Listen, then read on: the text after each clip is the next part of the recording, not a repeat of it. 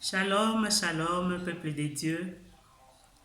Nzamba pambola bino, na bandako na bino bisika bozwani. Merci lisusu na mkona lelo koyamba biso lisusu chaîne na bino c'est Parfait TV. Ngawa bino Mama Jolie Lumbu. Moi si ya passer Papi Lumbu. Ya solo nzamba pambola mabota na bino. Bisika nyonso tu o video ekokomela bino. Ezala na butu, ezala na moi, ezala na tongo, nzamba lola pambola bino. Tozo continuer kaka na ba série na biso ya témoignage.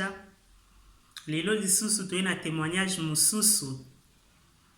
Parce que soki nzamba zo sala bolamu, soki nzamba zo sala, il faut to tatola kae, il faut to tatola kamone na nzambe. Po na ko édifier bandeko mususu oyo baza na même situation que toi. Yango wana nzamba lola pambola bino. Merci na bandako na bino. Bino ba oyo bokozwa temps na bino ou bokopesa biso temps na bino.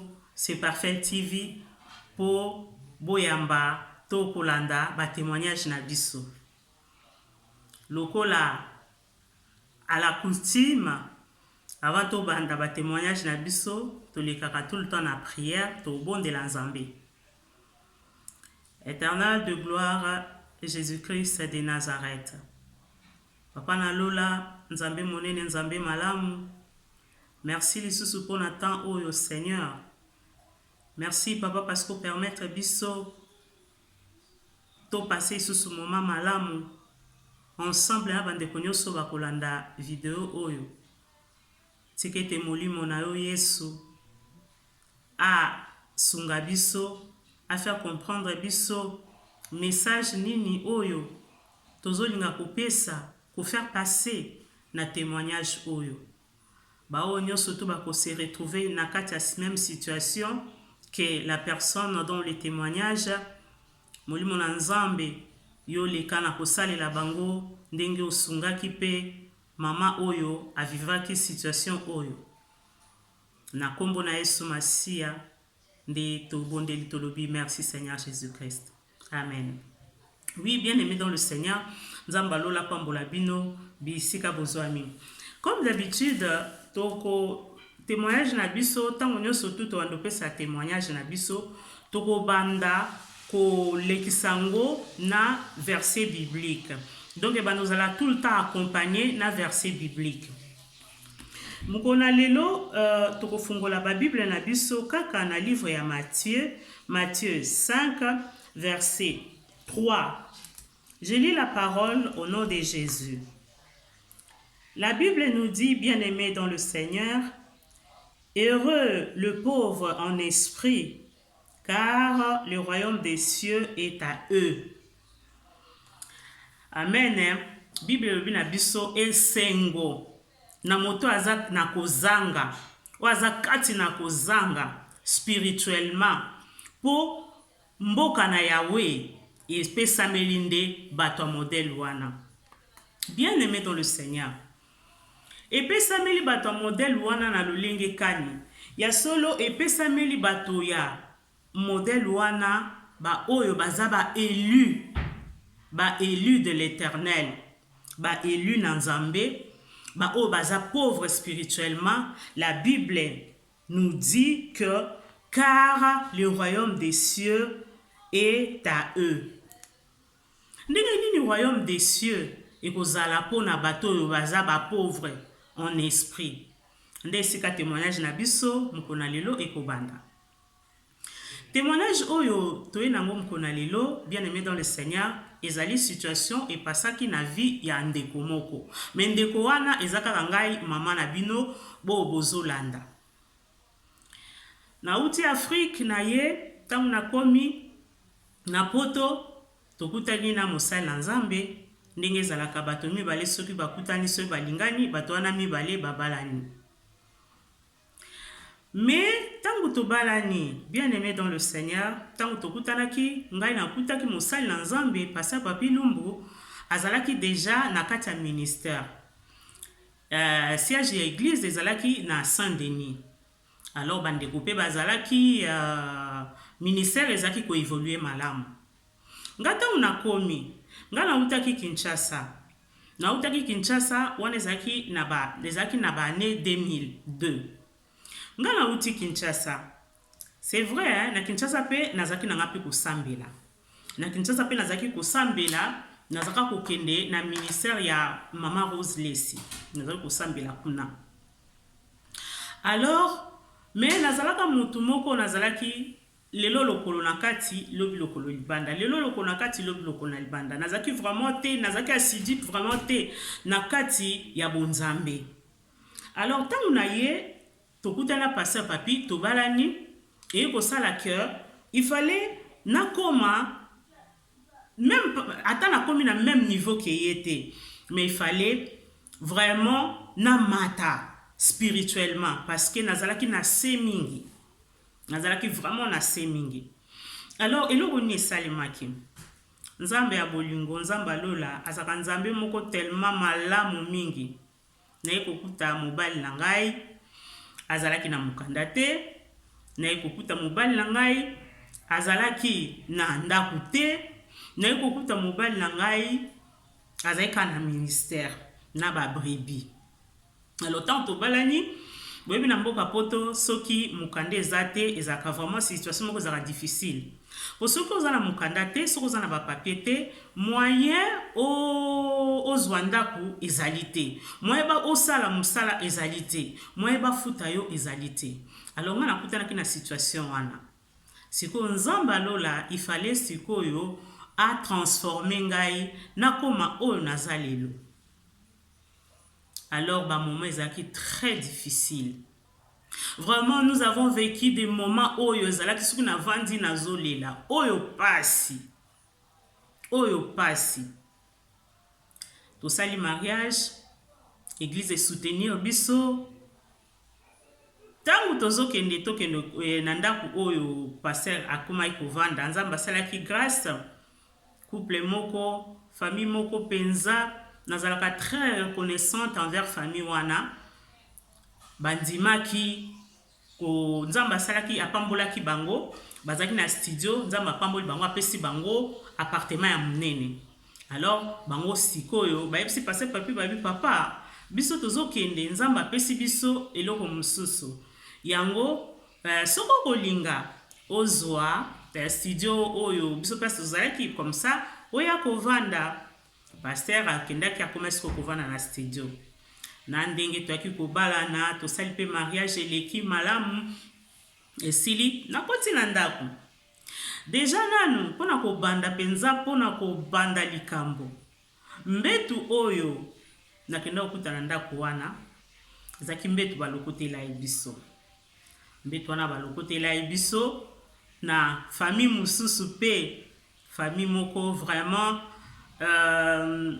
ba penser na ngai bosanaka les deux familles te parce que na mboko ya poto ba soutenir biso makasi famille Sadi esika bazali mama Eliana nzamba pambola bino papa Michel nzambe penza apambola bino lisusu na bolamu nyonso tu pe na motema monene oyo apesa bino. Alors esali ke papa tango apesi balokoteli pasteur papi mbetu nga petant to sel mariage na ye na kati ya libala nde na kati ya libala sikoyo na koma pe kolala tolala ka na mbetu wana avec les temps pe to ekobota.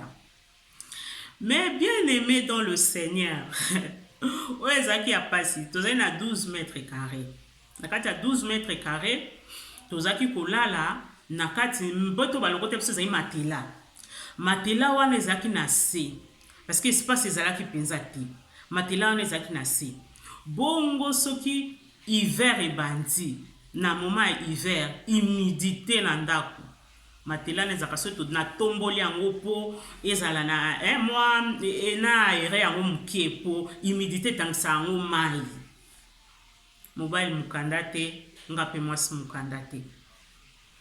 Alors mai wana po ekawukaka na telemisaka matela na journée moi mupepelekisi yango après na pokwa na kitisi soki hiver na moment hiver matela wana ekangamaka penza na se parce que mai etondi na matela. Moi totika badra na kotia badra bakweto esalaka malilo wana matela biso te. Soki tokomi na été tellement molunge ezalaka makasi mpona moi okomona matela wana ekauki. Soki matela ekauki ale ekomi okabola biso. Okomona so bolali loko ezaki de matela so bolali omona matela ekabwani ale ekaboli biso mosusu ako se retrouver na se. Tovandaki na situation wana. Alors situation wana pour moi c'était dur. Ezaki situation moko ya pasi. Potolia il fallait pasteur abima akendo kulukaka mbongo. Loko bazali na mukanda te. Azali kobima kako mona kobima tongo akikoluka tanga kozonga na pokwa ndai na quelque chose. La situation était difficile. Situation vraiment ezalaki difficile pour na biso. Tobandi kobota, tokomi na bana mibale. Tangu ekosala ke nazwize mwana na ngai ya misato, mokolo mususu nazolela parce que situation ne bandai kolelisa ngai.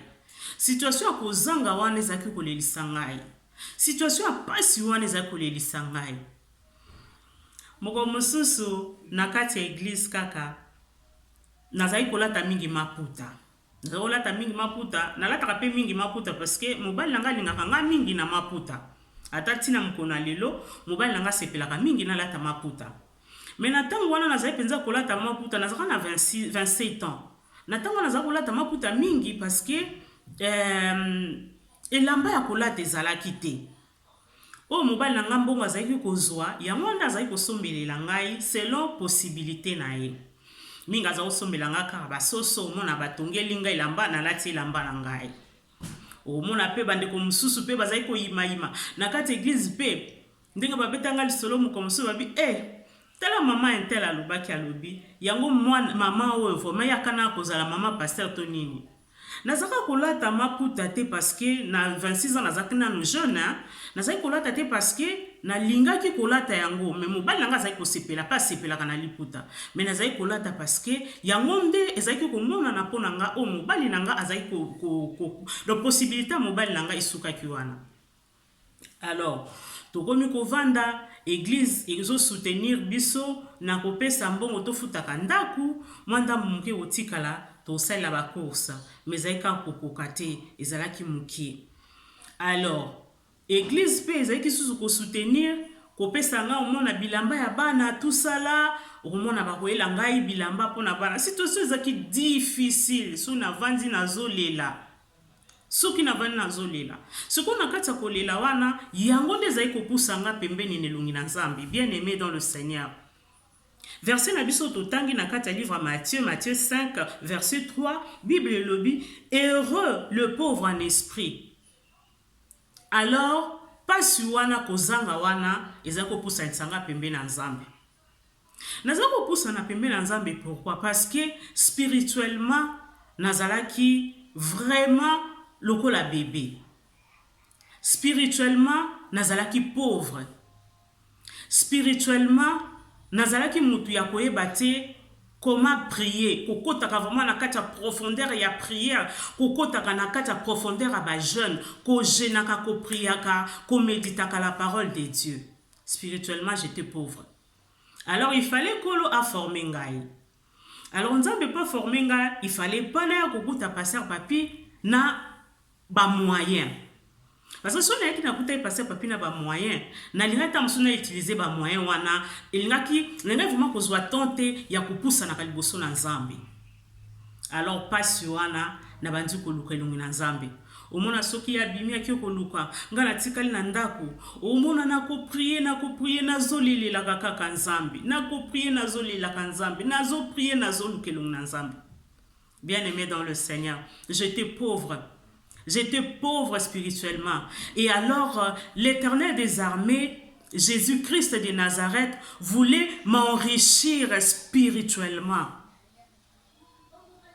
La pauvreté spirituelle dont parle la Bible, ezalité pauvreté ou ezali financière, to pauvreté matérielle.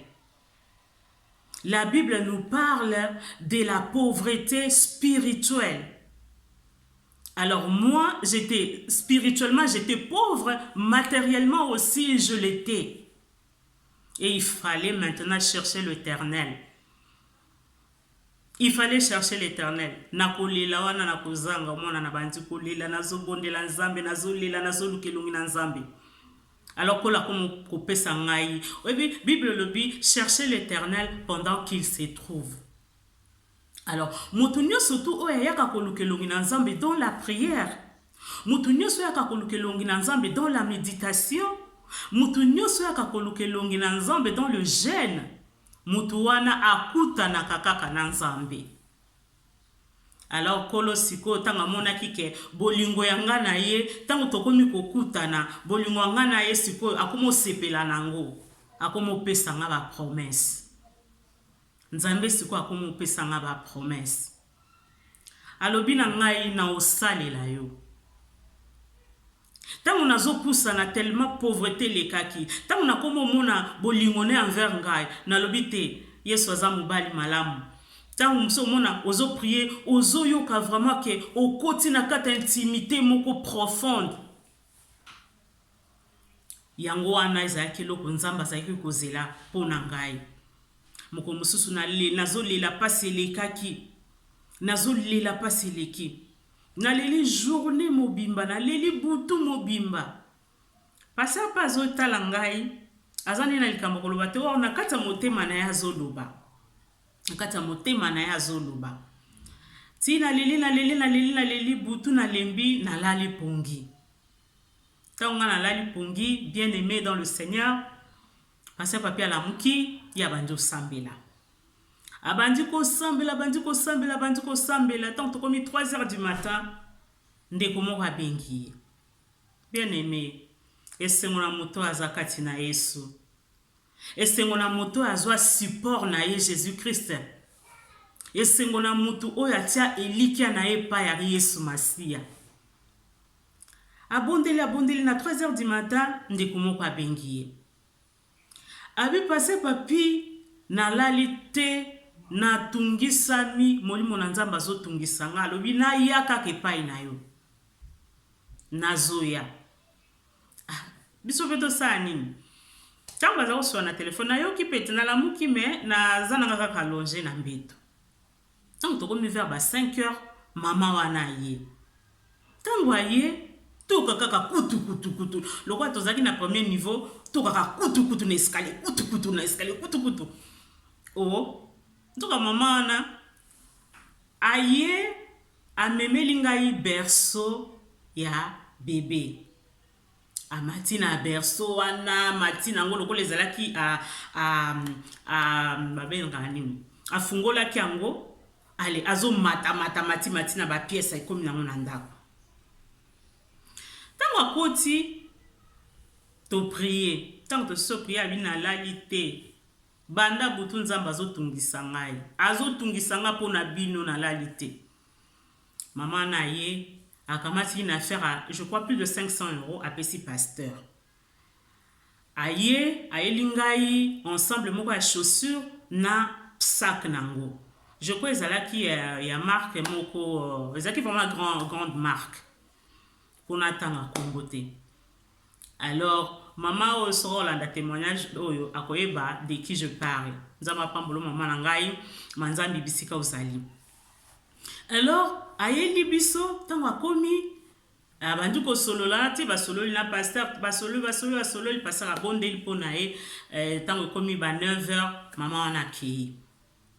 Nzambe suko koma ko lakisanga ke il est mon Dieu. Nzamba koma ko lakisanga ke ayoka ka ba prière na ngai. Nzamba koma ko lakisanga ke au fur et à mesure que na banda ko lukaye, au fur et à mesure na ko linga ke na enrichir mon état spirituel, il va se présenter à komi monisama en moi. Lelo to monaka, situation soki eza difficile. Soki ozo vivre situation moko spirituelle non matériellement difficile. Muto asala ndenge nini? Muto alobaka na kende ko luka. Muto alobaka na kende ko luka. Ndeka muto azolobaki na kende ko luka, ezali pe ndenge to luka nzambe.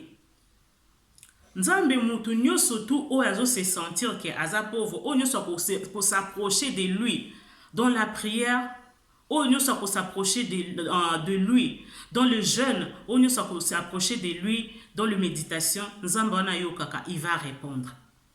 Kola komo yebisanga alobi na ngai moko mosusu ntango kaka nakomi kobondela mingi kolo soki akomi kofungola vision na ngai, nzambe akomi kofungola vision na ngai, akomi kopesa ngai bavision moko mosusu omona eza eloko moko nga moko ntango nalamuki namoni na ngai na sens te, mais dans la journée nakomona ke eloko nga namona ye na butu nzambe wana aréalise yango na journée pour me dire que même si eza na sens te nga nazomona na sens te, mais c'est lui qui me parle.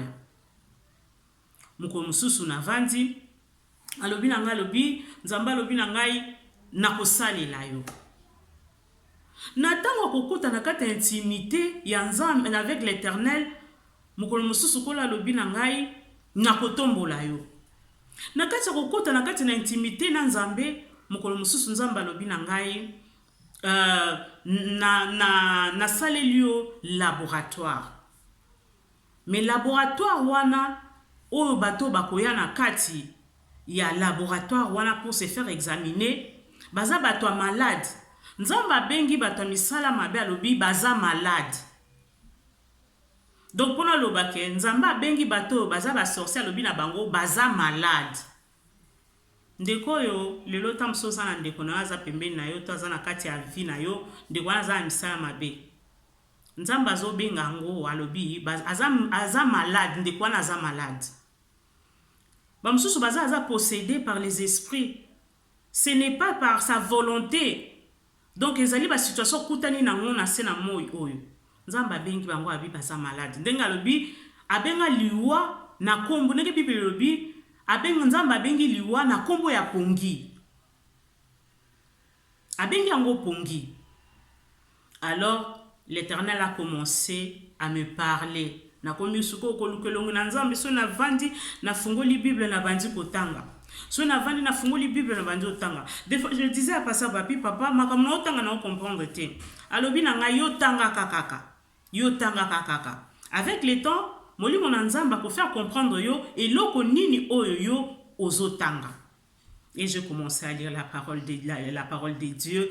Je commençais à méditer la parole. Je commençais à faire de jeûne. Je commençais à prier. Nzambe sikoyo akomi muninga. Na ba moment mususu situation pezeli lenga difficile au mona poso nazolela nazonge pane na lobi papa tu m'avais promis olobaki nanga boy. Avant j'étais pauvre. Avant je ne connaissais pas Dieu. Avant Jésus-Christ n'avait pas sa place en moi. Avant Jésus-Christ, azaki mutoyo, soki na lingi na prier, soki na lingi te na prier te, ya moko nazalo ko libanda, ya moko nazalo ko nakati. Mais quand na koma ki ko lukaye parce que je me sentais faible d'abord physiquement, je me sentais pauvre physiquement, je me sentais pauvre matériellement. Alors il fallait que je puisse chercher l'Éternel pour qu'il vienne à mon aide. Nzambe ayoka ki prière nangai et il a mis des grâces. Nzambe qui dit ça qui ba grâce sur moi. Lelo o nazali lelo, je me dis merci Seigneur. Ngana lobaka que l'Éternel atiaki vraiment nazaki une vase vide. Nazaki une vase vide. Il fallait que l'Éternel a remplir ces vases pour nazala o nazalelo. Yango na lobaka na bato ba yebinga na lobaka. Maintenant l'Éternel peut bénir Papi Lumbu parce que musalo il fallait que nzamba sala kati na ngai il a agi, il a fait. Les loba o bazali pauvre spirituellement, ezali ba o baza élu. Parce que batu mususu spirituellement aza pauvre, ma kokufa na eka na kati ya pauvreté wana. Parce que aza mutu moko akotaka nzambe, akotaka Jésus-Christ doute na niveau moko pas possible. Yo ozolanda ngai. Okokoza na bomengo ya sena moi oyo. Okoki kozala dans cette vie, t'es riche. Tu vis bien. Oza na ba voiture. Oza na ba compte na banque. Donc, ba montant moko o so motayo ki mutabangi. Mais sache les bien-aimés, Ce que j'ai occasion à kolanda message oyo. Si tu n'as pas Jésus-Christ dans ta vie, osa malheureux. Osa malheureux. Ndeko ota mususu koza opportunité ya koyoka message oyo. Kolekisa yango te. Pona koloba ke tosi tolembi bino na YouTube, tosi tolembi bino na ba vidéo. Là l'Éternel te parle. Moi j'ai eu cette grâce. Nakutanaki na musala na Nzambe. Et puis nazali parmi ba élus. C'est pour cela nakangama na Yesu Masia. Moi aussi j'étais pauvre spirituellement. Mais nakati ya kozanga, j'ai cherché le visage de l'Éternel. J'ai cherché l'Éternel et il s'est montré en moi.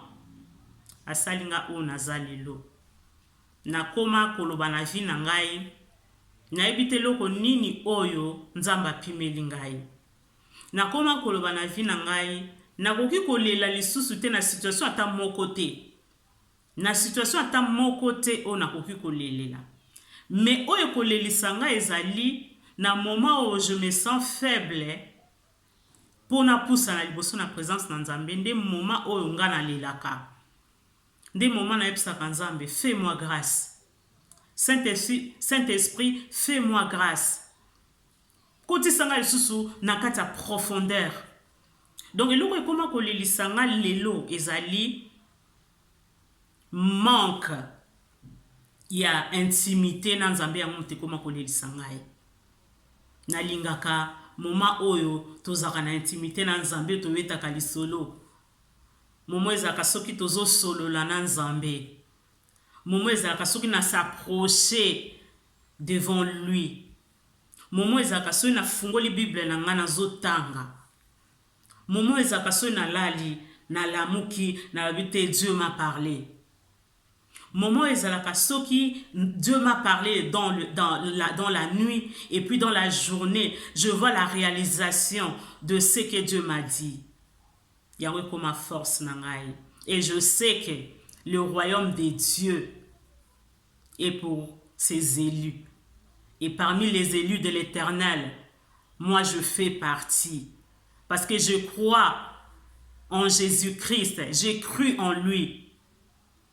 Nazaki mobola. Nazaki mobola na eba kinzambe te. Nazaki lelo lokolo libanda lobi lokolo na kati. Parce que na eba kinzambo na ebi lelo te. Parce que na eba kinzambo nazaki koluka te. Mais lelo c'est Dieu là m'a fait grâce. Il m'a fait grâce. Apesinga ba promesse. Alobi na nga makambo.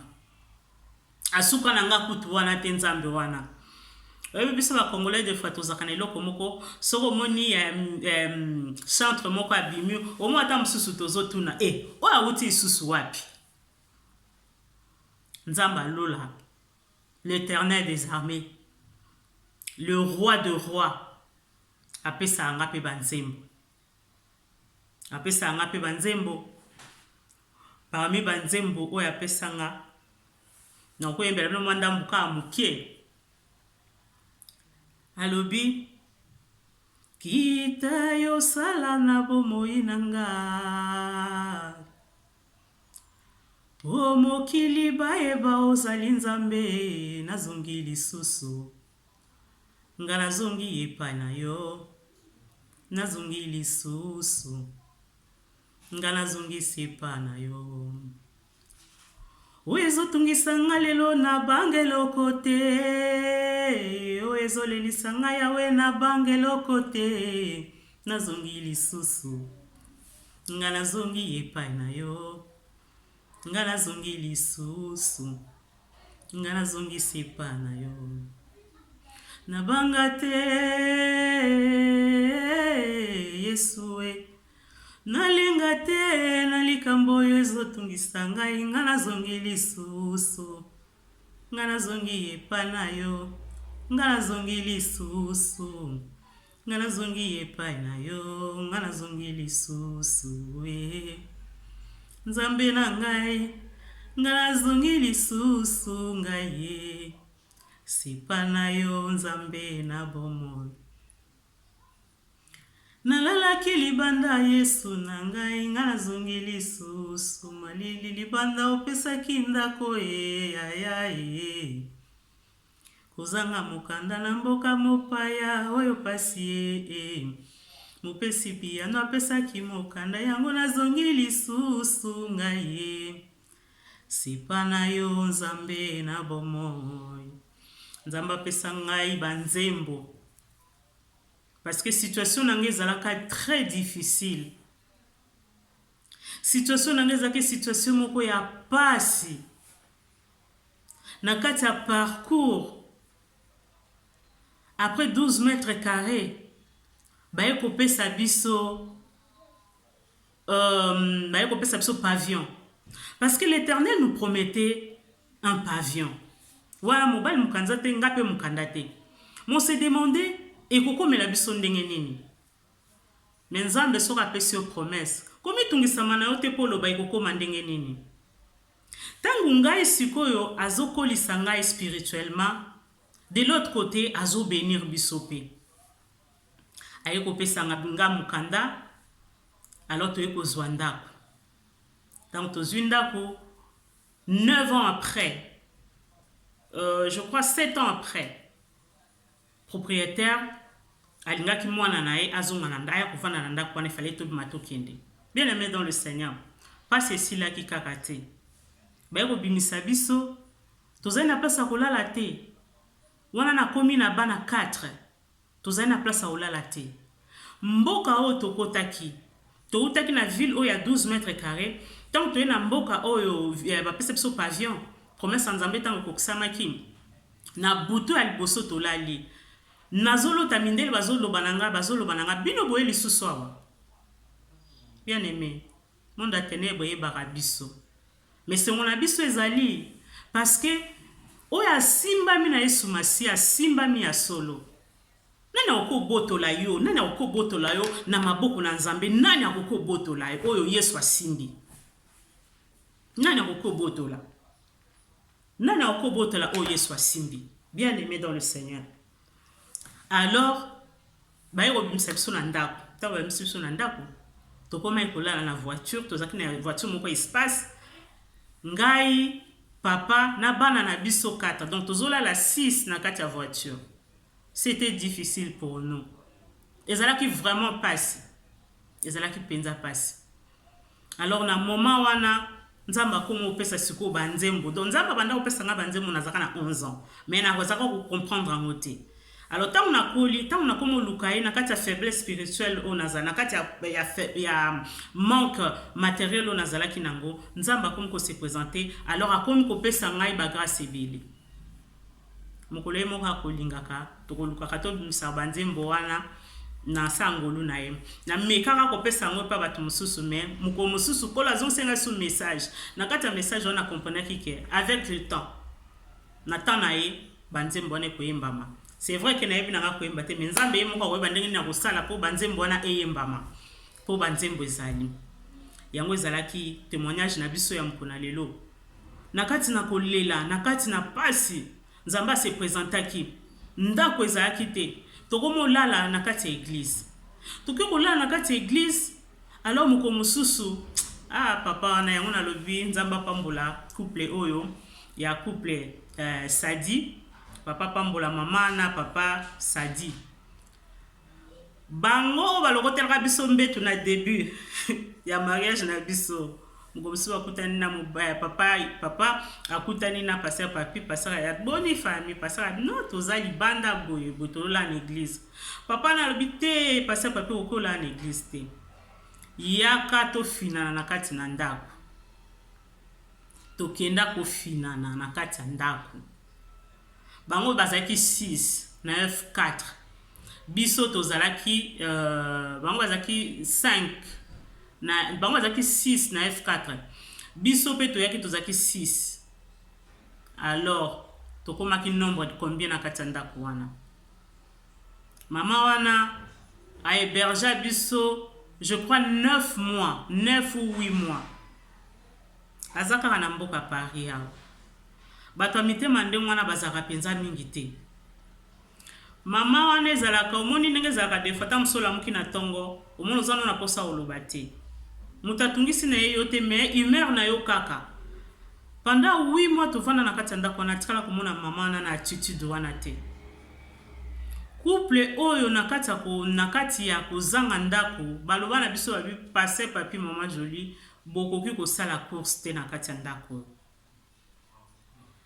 toza kosala kwa na mutu makasi mais baza kolinga te famille bakotaka même découvert pona kosala ba course toza biso toza kosala course na mutu makasi moko mosusu tovandi nzambe na koti nazo sambe ndeka na mesana ikolukelungu na nzambe toza okolukelungu na nzambe na passer papier na kati ya église au moins totiki bana na journée tovandi na bana na pokwa toki ola na église toki ko prier nzambe et ya kosala ke passer ifaka ke Kinshasa ngana lelo kwa ya ke parce que famille na ye bazaki na besoin na ye po papa azaki malade. Alors na tika nga komo continuer ko kene église.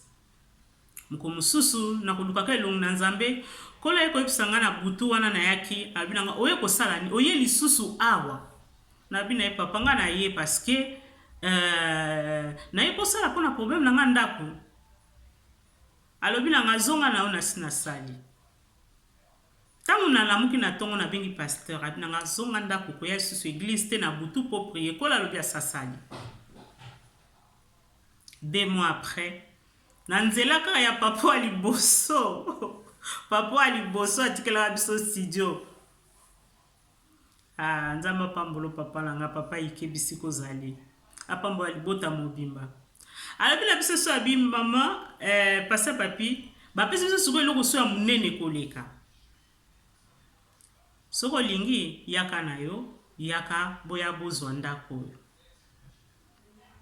nde nzambe apesaki biso bato mosusu baza na vie na yo yo moto ozolandanga ndeko ozolandanga bato mosusu bazali na kati ya vie na yo nzambe atia bango kaka mpona bénédiction na yo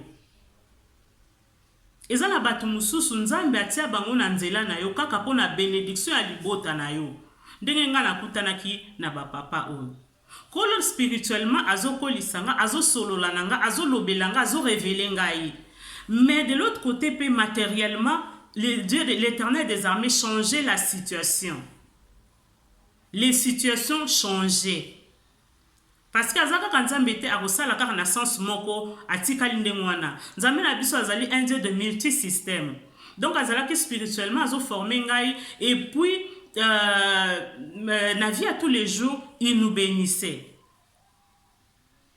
Et lelo Nzambe asala biso ngolo apesa biso sikonda kwa munene apesa biso ndako munene et spirituellement akomsanga o nazalelo nazalaka mususu soki nalali nazo yebisa pasteur eloko oyo esalamaki to eloko ekosalema lelo nakoloba spirituellement naza riche lelo spirituellement naza riche et toi qui es dans le même cas que moi yozo se retrouver dans le même cas que moi ta musu pauvreté na yo ta musu kozanga mwana na yo ta musu kolela na yo ta musu kozanga mukanda ta musu kozanga musala ezali kaka parce que l'Éternel veut que a enrichir yo spirituellement azana lisolo il faut beta na yo azana mission il faut pesa yo alors pourquoi na niveau wana il faut nan opusa na olukaye yango a bloquer ta mususu kobota na yo yango a bloquer ta mususu dossier na mukanda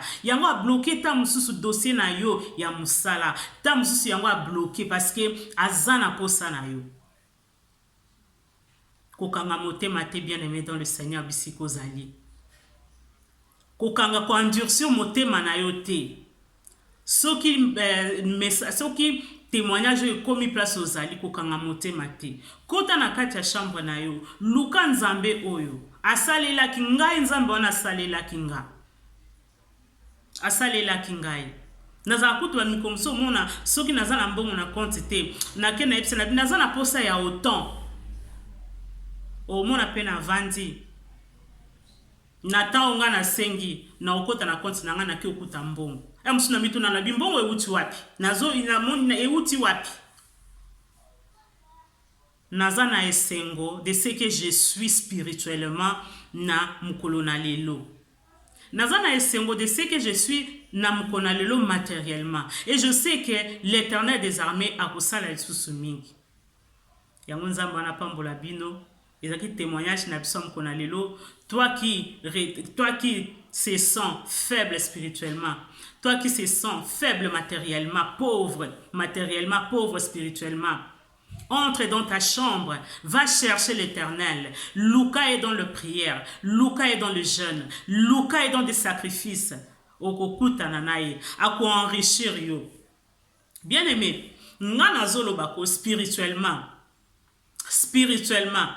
na penza riche.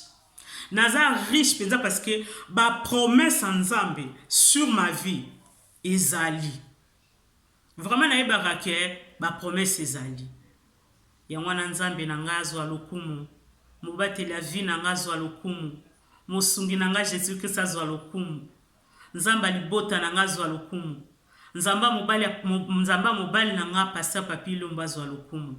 Na linga nzambe na nga makasi na betela ke tolo na tambola pena na lolendo parce que na yebike mon Dieu c'est l'Éternel des armées, c'est le Dieu véritable, c'est le tout puissant nde nzambe na ngai. Nzamba lola pambola bino na lingi bino na kombo na Yesu bobondela nzambe bino pe bokoma riche spirituellement parce que le royaume des cieux eza pona biso tango zu richesse wana moyen otika ngo ezalaka lisusu te.